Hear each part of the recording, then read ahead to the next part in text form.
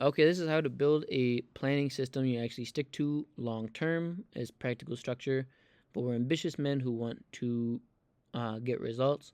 So I do this one to refine my thoughts, but then also to work on my communication and presentation skills, which over this series so far I think has went better. You're not going to be able to see it because you don't see how many takes I do of this. I try to do it in just one to be the most raw thoughts, but at the same time, I don't want to have a whole bunch of pauses and stuff. So this is at least from my own experiences, working 50 to 60 hour weeks, taking 3 to 6 classes, just a whole bunch of stuff. So um, why do I have credibility with this? I don't know. You can take this if you want to or not, but I got $280,000 depending on the market. I'm 25, and this is at least what I did in order to do it. Nothing was spectacular. Nothing was really quick. It was just a whole bunch of work and very consistent, and do a planning system. So why most planning systems fail? In my I don't know, thoughts or perspective, people make overcomplicated systems like complicated morning routines or this has to happen rather than just starting to do the work. Unrealistic expectations. Somebody wants to build a dropshipping company and then all of a sudden there's like, I'm gonna do this, and this, and then I want to make $100,000 by the end of the year. Unrealistic expectations. Too many commitments. I did this before, and this one sucks because you're not proficient in anything. You're just okay at a whole bunch of stuff, which is not good. So having too many commitments at once, and the cycle of failure. You'll be discouraged, you'll be inconsistent, and then you quit. You don't want to do that because you then overcommit yourself. You have unrealistic expectations. You get discouraged. Then you start skipping out on stuff and you quit it. So most guys fail not because they're lazy, but I believe it's because the system that no human could keep up with was developed. And like if you have 12 tasks, no buffer, no fallback plan, you're not going to be in control and you're going to be defeated. So we want to get something where you get control and you're not defeated. And if you like this and want like a tangible thing rather than me just talking, go look at my planners. I use planners for everything and I write everything down and I track it all. That might be more helpful than this. Excuse me. But this has at least the thoughts behind it. So I try to keep things as simple as possible. I try to do 3 to 5 meaningful tasks where I'm like, this is what I need to get done today. Then I have a couple backup plans, for if I do get those done to finish it. But I always try to get 3 to 5 meaningful tasks done. And a couple filler tasks for any downtime that I have or between the tasks, if you have a couple jobs. Track only what matters. Don't track a whole bunch of arbitrary stuff. I know I made a tracker one time for like time wasted, which makes sense, kind of, but it was kind of ironic that I'm making a tracker which takes more time for tracking wasted time, and I didn't do it like electronically quickly. I did it in my LittleBlackNotebook so I could look at it later, but I'm digressing. Simplicity equals consistency, which equals long-term progress. Jordan Peterson and Kevin O'Leary specifically talk about signal over noise when he was working with Steve Jobs. Do small, measurable progress beats doing everything at once. Stay small, stay consistent, and then you're going to build momentum.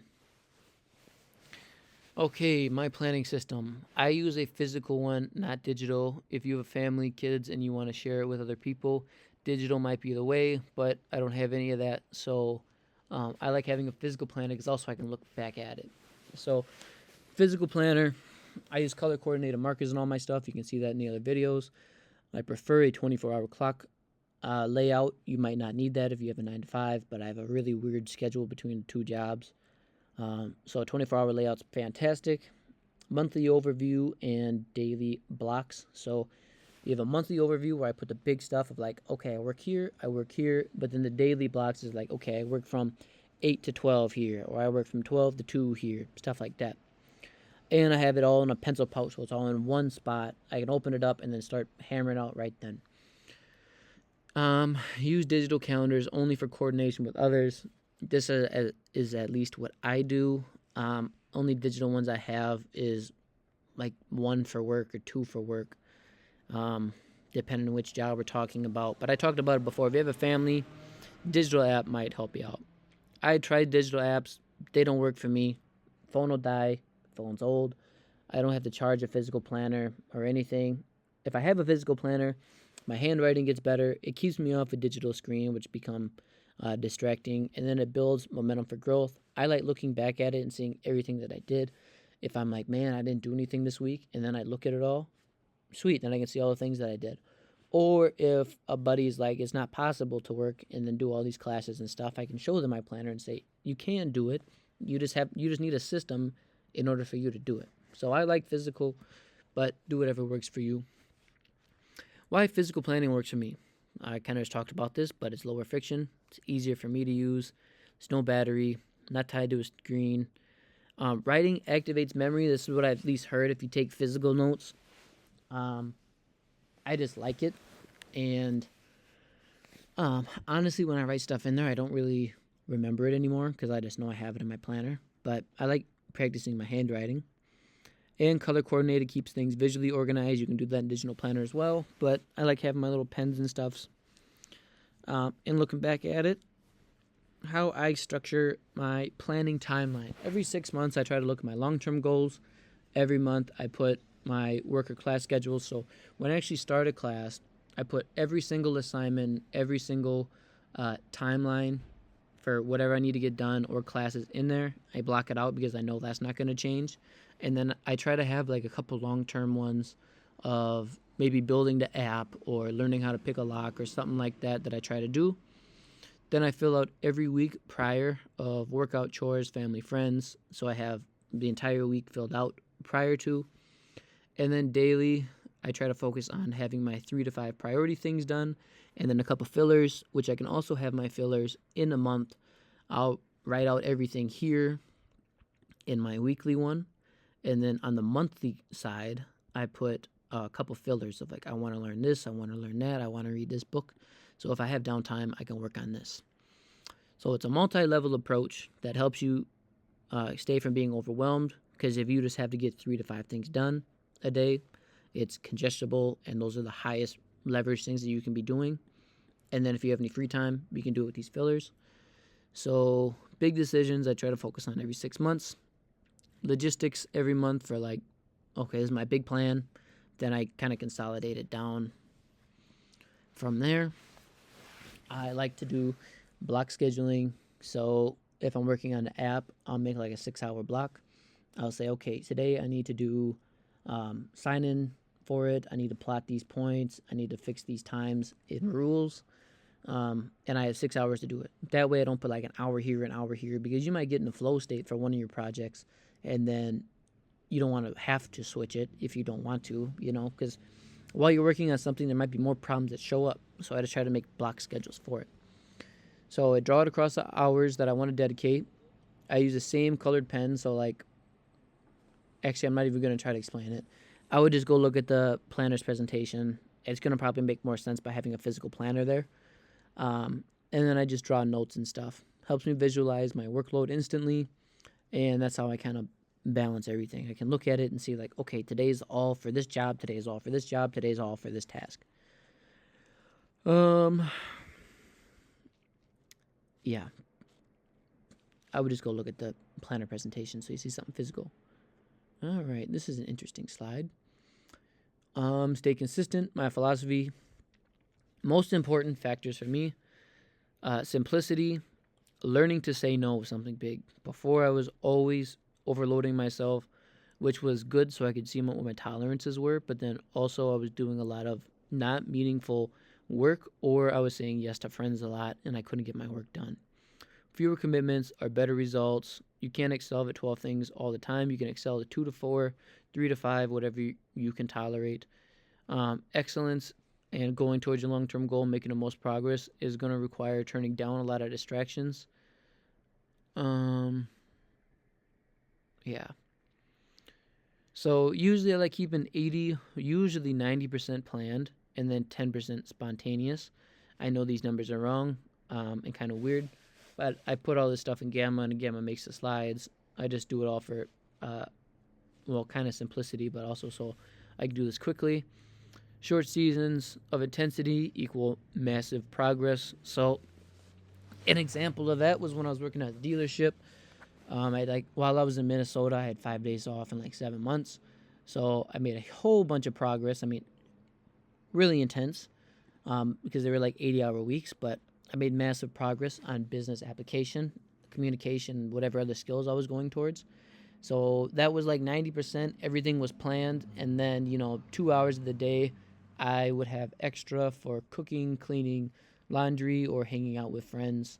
That's at least what I think is good. Have 90% of it planned and then have a little bit of buffer time in there. So if a project takes in a little bit more time, um, you can work on it. Otherwise, you can use that for friends or family if they live close. So, like Patrick David talks about, doing everything, even if it seems unreasonable, is okay for a season, and sometimes that is what you actually need. So, having a rigid schedule, strict goals, and maybe even being a little bit unreasonable for a season in your life can help you set up for later because you're trying to make that massive progress in a short amount of time. In your 20s, I think having a whole bunch of these seasons of sacrifice will change your entire life trajectory. Alex Hormozy talks about this as well. Jordan Peterson, I think, talks about it more in a consistent approach, but Alex Hormozy, this is a guy we talk about him all the time because we love him. It might be kind of weird to say. He's a cool guy. I'd rather be a skillful 30-year-old who didn't live enough in their 20s rather than the opposite. Now, that's not exactly what he said, but that's, the gist. And I agree with that. Daily rituals that keep me on track. We're almost there, guys. I always set multiple alarms. I have one on my watch, one on my phone. That way, if one of them fails or dies, charger doesn't work, I got it going. Either way, I start immediately in the morning, wake up, make my coffee, do this thing I just started called 10-10-10, and do my Duolingo. End of the day review, so I look at tomorrow's plan. So before I go to bed, I'm looking at my physical planner, seeing what I did, if I got to make any changes from tomorrow's plan, and then also get kind of prepared for tomorrow. And chores done before relaxing. So I don't usually come back from work or working out and lay down for a while. I'll come back from work, go work out, come back, cook, get everything done. So that way when I sit down, I'm down for the night. Recovering from a failed day. This is going to happen sometimes, You're going to just be off some days or things are going to come up. I cross out the missed task that I did in red, so I know I didn't do it. That way I can also look back and see, if there's a trend or something of me not getting stuff done. Maybe I'm overloading myself. I spread them across the next couple of days. I don't try to, just cram it all into one. And I don't do this with workouts either. Like, I don't try to do 2 workouts the next day to make up for the last one because that's, I don't know, I feel like it's going to overload and screw stuff up. If I had fun plans or hanging out with friends, I'll just cancel those so I can get the work done because that's more meaningful. And inconvenience becomes a lesson. So when I have to cross it out and reschedule it, I hate doing that in my planner. So it becomes a lesson of like, okay, you need to get this done. And it's just a time for reflection for me of just being like, what are you doing?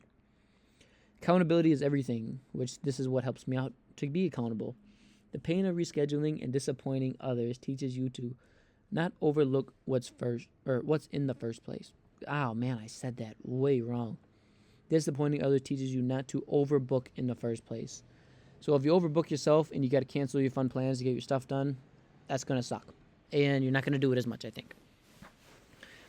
My turning point, we'll try to make this real quick because I feel like I'm kind of rambling here.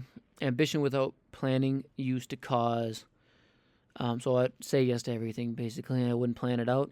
I double booked myself a lot, which resulted in people being disappointed. Or if you're overbooking yourself or you're not proficient at your job, that'll also disappoint yourself, which results in poor performance, and you're consistently stressed. It's always stressed out.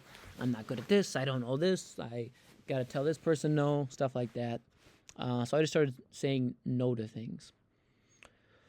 Core message to young men: keep it simple.